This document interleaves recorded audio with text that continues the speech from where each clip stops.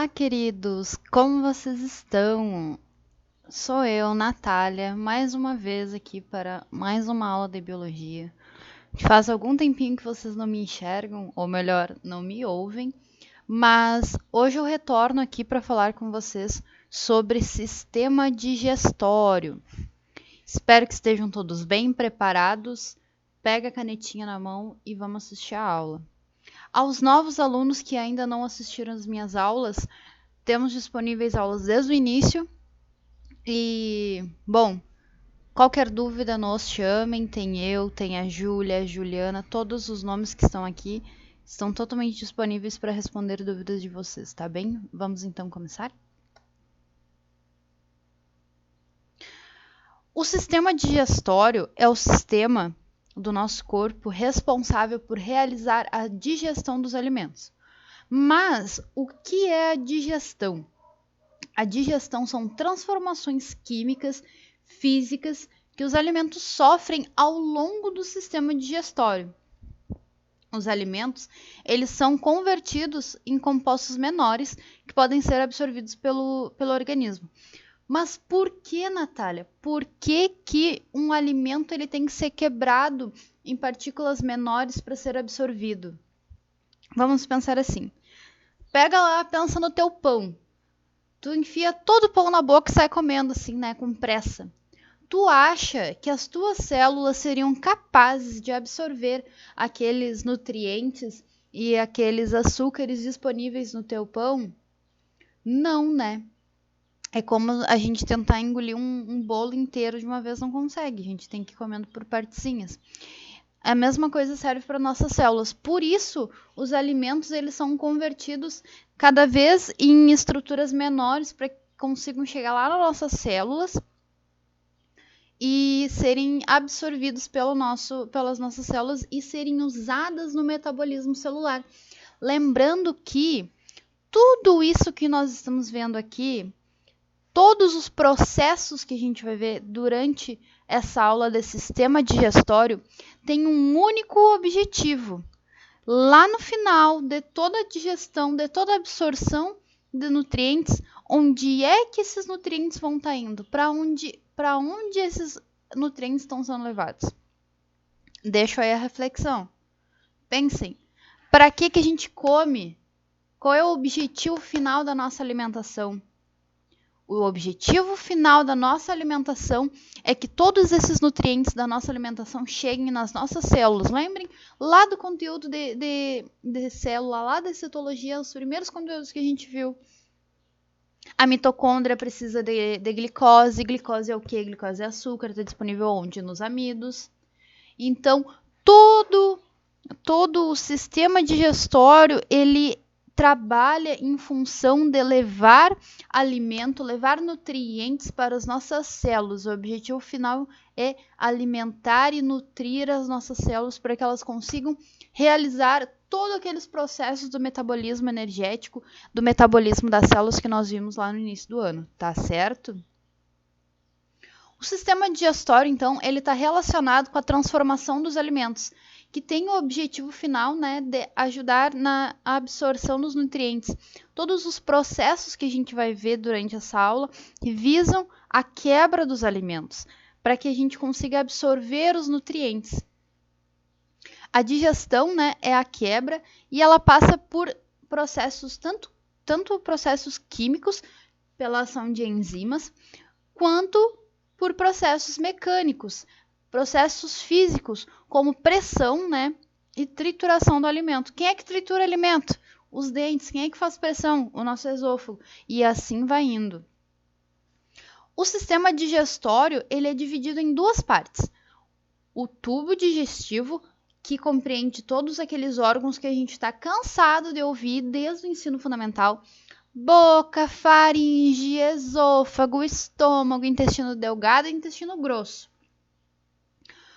Mas existem também os órgãos anexos, que são as glândulas salivares que produzem a nossa saliva, os dentes que ajudam na trituração do alimento, a língua que ajuda no processo de deglutição, que é o que a gente está vendo ali no gifzinho, que é o ato de engolir o alimento, e esse é um movimento mecânico com a ajuda da língua. o pâncreas, o fígado e a vesícula biliar, que são produtoras de sucos que ajudarão, né, na quebra dos alimentos lá no intestino delgado, certo? Qual é o caminho do alimento? Vou tomar uma água aqui. Pensem aí, qual é o caminho do alimento? O alimento, ele entra lá na boca, na cavidade bucal. Deixa eu pegar minha canetinha, peraí. Minha canetinha, cadê? Tá aqui. Caneta apontadora laser, esse. O alimento, então, ele começa na cavidade bucal. Aqui tá a cavidade bucal.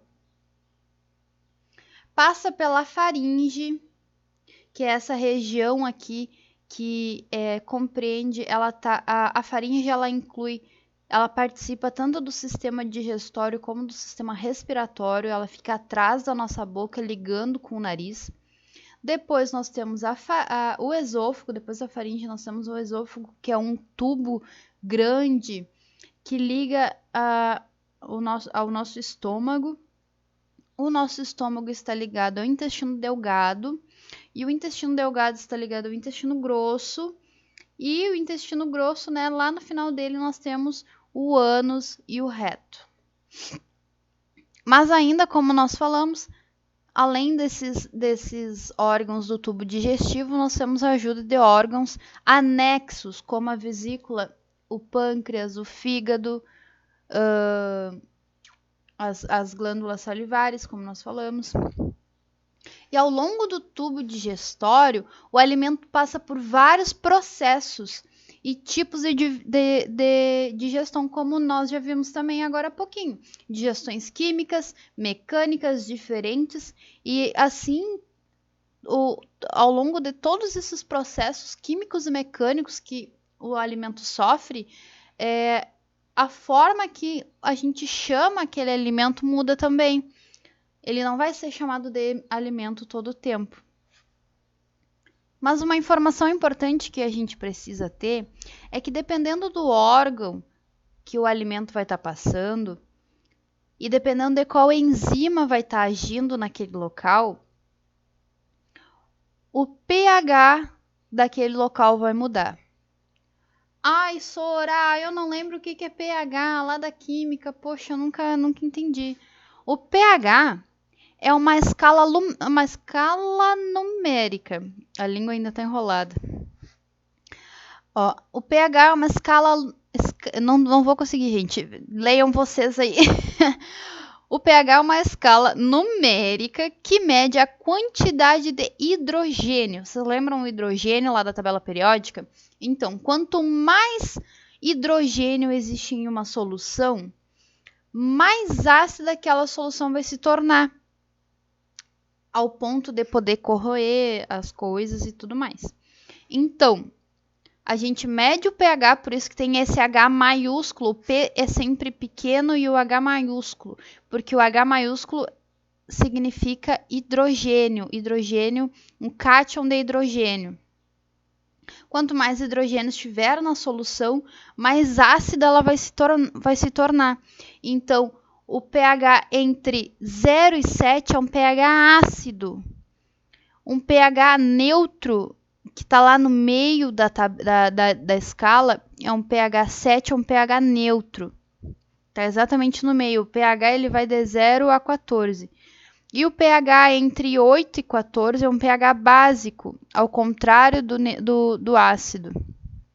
É um pH alcalino que nós chamamos. E vocês vão ver todos esses pHs aqui sendo expressos na digestão e influenciando na quebra dos alimentos. A boca, então, é o início do sistema digestório. É o local onde entra o alimento e onde o processo de digestão começa.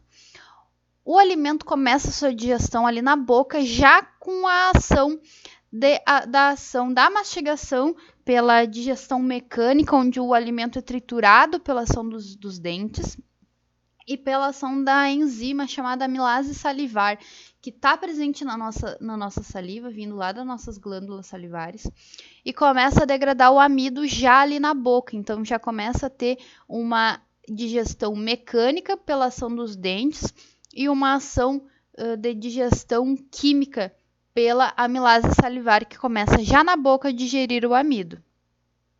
Depois de passar pela boca e ser envolvido pela saliva, o alimento passa a se chamar bolo alimentar. Ele já não é mais aquele alimento bonitinho, ele está babado, está triturado. Então, nós chamamos de bolo alimentar. Olha aqui o pH que eu falei para vocês. O pH da nossa boca, ele é em torno de 7. Então, o pH da nossa boca é neutro, para não machucar os nossos dentes, não descamar nossos dentes, para nossa boca não ser corroída. Então, o alimento ali, ele sofre apenas a ação de enzimas, que é a amilase salivar, e a amilase salivar só trabalha no pH 7. Também para evitar algum tipo de problema na nossa boca, que alguma coisa que poderia ser ruim para os nossos dentes e para nossa língua. São órgãos bem sensíveis. O ato de engolir o alimento tem um nome, e ele se chama deglutição, que é o que a gente está vendo aqui, ó, a pessoa engolindo um chiclete, ela está deglutindo esse chiclete, passando pela garganta aqui, pela boca e chegando até o esôfago. A língua é um músculo e ela ajuda na movimentação do bolo alimentar entre os dentes. A gente usa então a língua para jogar o bolo alimentar de um lado para o outro, para triturar, e a gente tem que mastigar muito bem. Quanto mais a gente mastigar, melhor vai ser a nossa digestão, melhor vai ser a absorção dos nossos nutrientes. Por isso que a gente tem que comer devagar, por isso que a gente não pode comer como se a gente estivesse apostando uma corrida, porque todo aquele processo de alimentação, de mastigação, influencia diretamente em quão bem nós vamos desempenhar todo o processo digestivo. E a língua é esse órgão que ajuda, esse músculo que ajuda na movimentação do bolo alimentar entre os dentes, é responsável pela deglutição, é ela que empurra o alimento para dentro, e também no reconhecimento dos sabores, quem sabe, quem vê, quem emite um sinal nervoso para o nosso cérebro que aquilo ali é doce, que aquilo ali é estragado, por exemplo, é a nossa língua que reconhece, faz esse reconhecimento dos sabores. E também a língua, ela está relacionada com a nossa fala. Sem a língua a gente não conseguiria falar, certo? Uma aguinha aqui. Após ser deglutido, o bolo alimentar passa para a faringe, que é esse órgão que eu falei para vocês, que é comum ao sistema respiratório e ao sistema digestório. Ele é um canal que liga esses dois órgãos, e por isso que a gente às vezes sente o gosto das coisas no nariz. Não sei se... Eu sou meio bugada, né? Eu às vezes sinto o gosto das coisas no nariz. Ou a gente sente um cheiro de uma coisa e consegue perceber o gosto que aquilo ali teria. Isso está relacionado ao fato da faringe ser comum aos dois sistemas, então. Na deglutição, que é o ato de engolir o alimento, o palato mole é essa região que fica atrás dos nossos dentes, na parte superior, que ela é móvel, não é que nem o céu da boca que é duro. O palato duro é o céu da boca, e o palato mole é a região atrás que a gente não consegue enxergar, e ela é móvel. Então, quando a gente está deglutindo, engolindo o alimento, esse palato mole é retraído, ele é empurrado para cima, e a língua empurra, então, o alimento para a faringe. Por que esse palato mole sobe, né? Porque senão poderia o alimento subir pro nosso nariz, o que não é legal, né? Ninguém gosta desse tipo de coisa e faria muito mal para nossa saúde. Então, o palato, ele empurra, ele vai para cima, e a língua, então, manda o bolo alimentar direto para a faringe. E a faringe se contrai, né? A gente já vai ver o que é essa contração da faringe, e mandando o alimento para o esôfago. Já no esôfago, o alimento, o bolo alimentar, que agora a gente chama ele assim porque ele está envolto na saliva, envolto de amilase salivar, envolto e quebrado pelos dentes. Já no estômago, ou melhor, já no esôfago, o bolo alimentar sofre outro tipo de digestão mecânica, que são os movimentos peristálticos.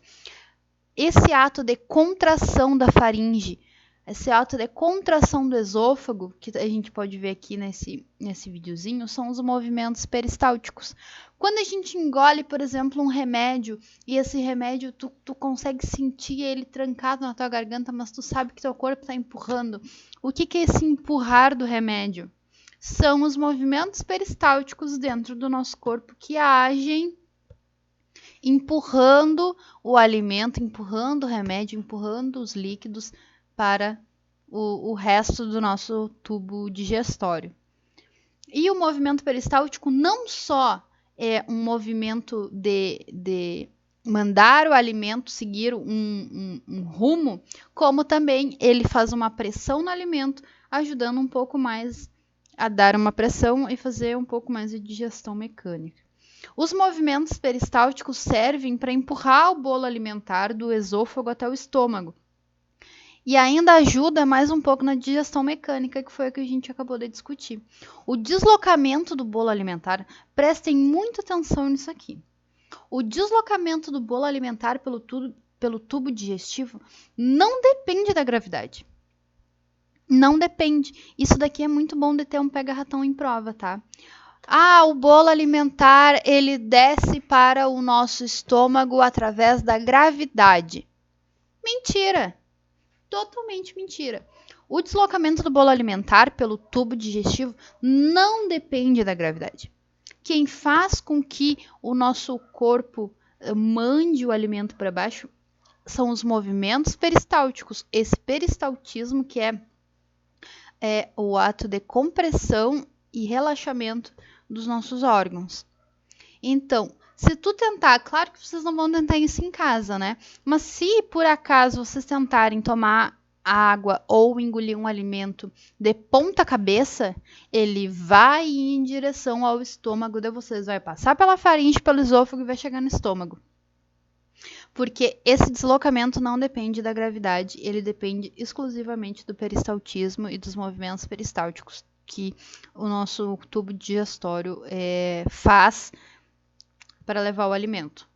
Outra pergunta que pode surgir: por que quando a gente come, geralmente vem aquela vontade desesperada de ir ao banheiro?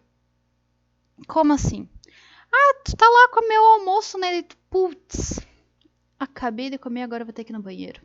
Não é que o alimento que tu comeu há 5 minutos atrás já está disponível para fazer cocô. Não. O processo digestivo é longo. Demora horas para ser realizado. Mas por que então quando tu come, automaticamente algumas pessoas já estão com a cabeça pronta para ir lá fazer cocô? Porque na hora que tu come, ativa os movimentos peristálticos, e os movimentos peristálticos, eles são distribuídos desde a faringe até o intestino grosso. E o intestino grosso, no momento que percebe os movimentos peristálticos, ativa a sua ação de querer fazer cocô.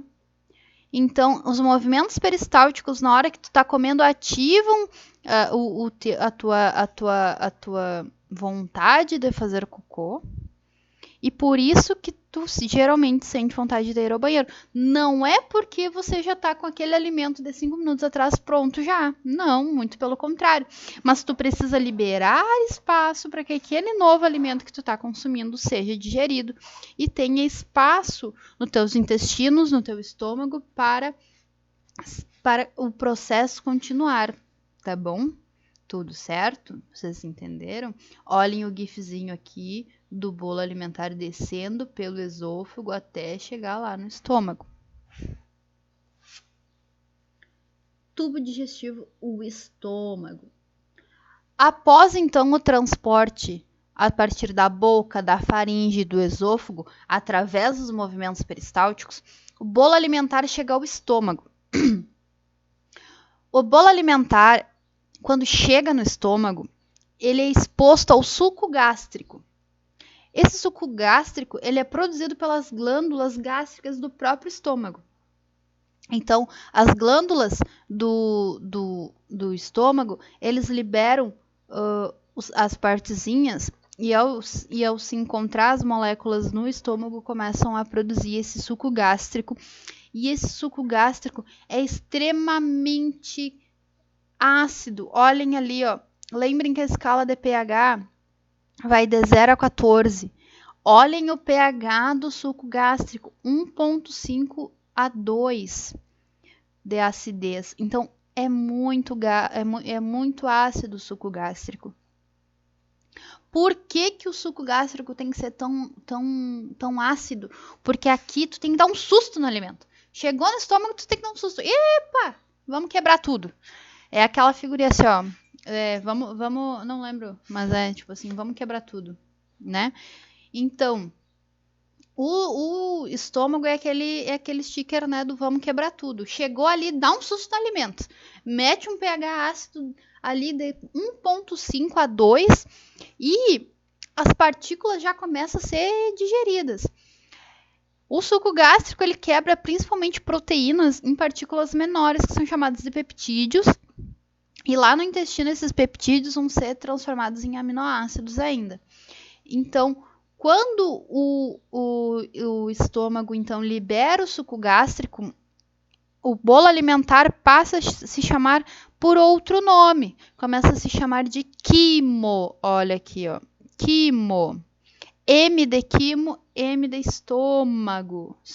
Estômago. Ó, M de quimo, M de estômago. Ele troca de nome, então, através dessa liberação do suco gástrico. O estômago possui células protetoras que secretam um muco para proteger os tecidos e do tecido do organismo para não serem digeridos pelo próprio suco gástrico. Como assim? Gente, olha a acidez que é o suco gástrico. Se não existisse uma proteção muito boa lá no nosso estômago tinha ido por água abaixo já, ele já tinha se perdido lá de acidez. Então, as células que estão ali no estômago, elas secretam um muco, e esse muco, que é como se fosse tipo um muco, né? Protege, então, os tecidos do órgão, os tecidos ali do estômago, para que ele não se corroa por conta da ação do suco gástrico. E já ali no estômago ocorre a absorção de duas coisas que a gente conhece muito bem, né? Nós estudantes. Não só os estudantes, todo mundo, né? Todo mundo adora um cafezinho, todo mundo adora uma cervejinha. Por que bate tão rápido a porcaria da cerveja? Tu tá tomando lá a cerveja, tomando o kitzinho na rua e aquilo ali bate tão rápido quando tu vê, tu já tá meio... Porque já no estômago começa a absorção de álcool e a absorção da cafeína. Não precisa chegar até o intestino. Ali no estômago já está absorvendo. Deixa eu ver. Então, é mais ou menos isso aqui do estômago. Eu ia comentar alguma coisa, não lembrei, mas vamos seguir em frente. Intestino delgado. Após o quimo ter levado aquele susto de tão ácido que estava ali no estômago, o quimo chega no intestino delgado extremamente ácido. Mas as enzimas do intestino delgado, elas não funcionam naquela acidez. Então a gente tem que dar um jeito. O estômago, então, manda o alimento, manda aquele quimo, que antes era bolo alimentar e agora é quimo, manda ele super ácido, chega no intestino delgado, e o intestino delgado ele possui 3 divisões, 3 subdivisões. O duodeno, que é a primeira porção do intestino delgado, se chama duodeno, que é a que vocês mais vão me ouvir falar. Depois tem o jejuno e o ilho. Essas são as últimas que são responsáveis pela absorção dos nutrientes. Na primeira divisão do intestino, que é chamada de duodeno, é realizada então a função de quebra final de todo o alimento pré-digerido pela boca e pelo estômago. Aqui no duodeno, tudo termina, tudo que foi começado lá na boca e lá no estômago que levaram um susto de amilase, de suco gástrico e tudo mais, agora termina de ser digerido. Por quê? Lá no duodeno são lançadas secreções que vêm do fígado, como a bile. E a bile, lembrando, a bile é produzida pelo fígado, mas ela é armazenada na vesícula biliar. Vem também um sustinho lá do pâncreas com suco pancreático. E ainda o suco entérico, que é produzido pelo próprio intestino delgado. Então, chegou ali super ácido o quimo vindo do estômago e já toma mais um susto. Se não dá tempo nem dele pensar, ele já está recebendo bile, já está recebendo suco pancreático, já está recebendo suco entérico. Só que a gente tem um grande problema. As enzimas do intestino delgado só funcionam em meio alcalino. Vocês lembram que lá no intestino, lá no estômago, o alimento, o quimo estava extremamente ácido, perto de 1 e pouquinho, 2. E aqui, quando chega no intestino delgado, o pH, as enzimas do intestino só funcionam em pH básico entre 7,8 e 8,2. E esse problema, ele tem que ser resolvido, porque a digestão precisa ocorrer. Então, o suco pancreático, ele é rico em bicarbonato de sódio, que é uma substância básica. Então, quando o suco pancreático finalmente é lançado ali no quimo, ele ajuda a neutralizar o pH. Então, aquele quimo ele deixa de ser tão ácido e começa a ficar básico através do bicarbonato de sódio presente no suco pancreático, fazendo assim com que tudo ocorra na tranquilidade, mas precisa ser neutralizado aquele pH primeiro antes de que o processo de absorção comece. A bile, que vem lá do fígado e foi armazenada na vesícula biliar, ela faz a emulsificação de gorduras, então ela quebra as gorduras. E o suco entérico, que foi produzido pelo intestino delgado, o suco entérico ele faz a digestão das gorduras, ele termina de quebrar as gorduras, termina de quebrar as proteínas que começaram a ser digeridas lá no estômago, e aqui também ainda faz digestão dos lipídios. Então, após o quimo receber inúmeras, diferentes sucos, ele troca de nome mais uma vez. E ele começa a ser chamado de quilo. Quilo, L de quilo, L de delgado. Todo esse processo, então, ocorre, todo esse processo acontece lá no duodeno. E no duodeno termina de quebrar as partículas dos alimentos em partes menorzinhas, que nós chamamos de nutrientes. E agora, esses nutrientes estão finalmente disponíveis para serem absorvidos pelo nosso corpo. As partes mais finais do intestino delgado, que são o jejum e o ilho, atuam absorvendo os nutrientes e distribuindo eles para o corpo.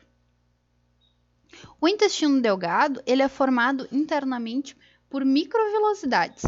Durante todo esse monte de cobrinha emaranhada, que é o intestino delgado, na parte interna tem várias microvilosidades. Olhem para a mão de vocês. Vamos pensar assim, vamos fazer um exercício. Feche a mão de vocês. Assim, como se tu fosse bater palma. Se vocês passarem água na mão de vocês, ou melhor, se vocês fossem passar uma tinta, só esfregassem assim a tinta, com as mãos fechadinhas, a tinta não ia entrar no meio do dedo de vocês, né? Ela ia ficar só na palma da mão. Desculpa. Minha garganta está meio ruim. Se vocês ficassem com a mão fechadinha e passassem uma tinta, ela não ia entrar nos dedos de vocês. Agora, se vocês abrirem os dedos de vocês, abrirem assim, bem abertos, afastarem bem e passar um dedo dentro do outro, a tinta vai alcançar todas as partes da mão de vocês. É mais ou menos nessa lógica que funcionam as microvilosidades. As microvilosidades aumentam a superfície de contato entre as paredes do intestino e os nutrientes, para ter uma maior absorção. Então, quando tu pega e abre, formando microvelocidades, um monte de cobrinha ali, tu está aumentando então a superfície de contato, onde então os nutrientes têm mais lugares para conseguir se fixar, conseguir se grudar e então ser absorvidos pelo nosso corpo. No ilho e no jejum, que ocorre de fato a absorção dos nutrientes. E as microvelocidades, como vocês podem enxergar, esse monte de caninho aqui, são vasos sanguíneos. Então, as microvelocidades são cheias de vasos sanguíneos para que esses nutrientes entrem nas células, cheguem aos vasos sanguíneos e os vasos sanguíneos distribuam para todas as células do nosso corpo. Porque lembrem, qual é o final da absorção dos nutrientes? O final da absorção dos nutrientes é com que os nutrientes cheguem nas nossas células para que a gente consiga fazer nosso metabolismo energético. Tudo desses sistemas, vocês têm que pensar no micro. Tudo é lá na célula. O objetivo final é a célula. É produzido na célula. É para chegar na célula. É tudo célula. Não pensem como se fosse o corpo, os sistemas, uma parte separada, por exemplo, do conteúdo de citologia. Eles estão estritamente ligados, porque a célula é a nossa máquina. Ela pega todos esses produtos, tudo que chegou da digestão, da respiração e produz as nossas, tudo que a gente precisa, todas as nossas proteínas, todos os nossos lipídios, tudo, a nossa energia. Lembrem-se disso, nunca se esqueçam. O objetivo final da nossa alimentação é chegar nas nossas células, por isso que a gente precisa ter uma alimentação saudável, porque o que não é absorvido ou é excretado, que é a próxima parte que nós vamos ver, ou se acumula no nosso corpo, como gorduras, como acumular gordura nas nossas veias, e daí causar problemas maiores. Então, por isso que a nossa alimentação tem que ser saudável, para que tudo que a gente consuma, a maior parte disso seja absorvido pelas nossas células, para elas conseguirem trabalhar na sua maior excelência. Então, após todo esse caminho lindo que nós percorremos através do sistema digestório e os nutrientes serem finalmente absorvidos lá pelo intestino delgado, sobra alguma coisa daquele quilo ali, daquele alimento que a gente comeu. Sempre vai ter uma sobra. E eu acho que você sabe o que é a sobra do alimento, né? Acho que todo mundo está ligado o que é a sobra do alimento. Então, essas sobras da alimentação são encaminhadas para o intestino grosso. O intestino grosso, ele é subdividido em 3 partes: o seco, o cólon e o reto. Aqui no seco a gente tem o apêndice, que todos nós conhecemos como aquela coisa que incomoda, que leva a gente para o hospital e faz a gente ficar com uma cicatriz. Mas o apêndice é importante não para nós, mas para animais ruminantes, porque nos animais ruminantes, que são aquelas como a vaca, que consomem alimentos muito cheios de celulose, é importante para a digestão da celulose. Nós não fazemos digestão da celulose. Então, o apêndice ele não tem uma utilidade digestiva, mas ele tem uma atividade de imunidade. Então, o nosso apêndice, para nós, ele não tem uma função tão importante, tem uma função imunológica, porém, a evolução trabalha com aquilo que tem. A gente não vai ficar perdendo as coisas e ganhando coisas porque precisa. Não, simplesmente não é usado. Mas para outros animais, o apêndice é muito importante para fazer a digestão. O intestino grosso, ele atua reabsorvendo toda a água que foi utilizada durante o processo de digestão. E ele também absorve, né, os sais minerais. Como assim reabsorver a água que foi usada? Gente, a saliva é feita de quê? De água, que veio da onde? Do nosso corpo. Os sucos, vocês acham que todas aquelas enzimas e todo aquele monte de de ácido e básico, e suco entérico, e suco e bile, é feita no quê? Na água. Então, essa sobra, tudo isso que foi usado, essa água que foi usada durante o processo de digestão, é absorvida no intestino grosso. Além disso, é no intestino grosso que se armazena e depois se elimina a massa fecal, aquele bolo fecal. Agora troca de nome mais uma vez e se chama bolo fecal, o famoso cocô. Essa massa fecal, então, ela fica armazenada lá no reto e resultando, né, é o resultado das substâncias que não foram absorvidas pelo nosso corpo. A função do reto é acumular, guardar as fezes para a absorção final de água e a parte dos nutrientes que faltaram e sais minerais. E ele fica ali reabsorvendo o que precisa. Então, pergunto para vocês, quem é que aí tem intestino preso? Muitos de vocês devem ter. Eu não tenho intestino preso, meu intestino é até pouco preso demais. Portanto, pergunto, quanto mais tempo vocês ficam sem ir no banheiro, a próxima vez não é pior? Se vocês ficam assim, mó tempão sem ir cagar. Olha que feio eu falando. Se vocês ficam tanto tempo sem ir ao banheiro, eliminar as fezes de vocês, quando vocês finalmente vão, não é horrível? Não dói, não machuca? Porque aquelas fezes estão extremamente desidratadas. Toda a água que vocês tinham nas fezes foram sendo absorvidas pelo reto, pelo intestino grosso, que é a função dele, reabsorção de água. E quanto mais tempo aquelas fezes ficam paradas dentro do corpo da gente, mais duras elas vão ficar, mais difíceis de serem eliminadas elas vão ficar. Então, é importante que principalmente quem tem intestino grosso, não fique intestino grosso, quem tem intestino preso, não fique segurando para ir no banheiro. Veio à vontade, corre para lá e vai de uma vez, porque quanto mais tu ficar guardando, pior vai ser para evacuar depois. Então, queridos, era essa a nossa aula de hoje. Espero que tenha sido clara, que tenha sido didática. Tentei me esforçar para deixar o conteúdo mais simples, acessível e de uma forma um pouco mais descontraída para vocês, através de GIFs e tudo mais. Espero que estejam todos bem, que esteja todo mundo feliz, que esteja todo mundo com saúde, que é o importante. Tendo saúde, o resto a gente vai atrás. Então, boa semana.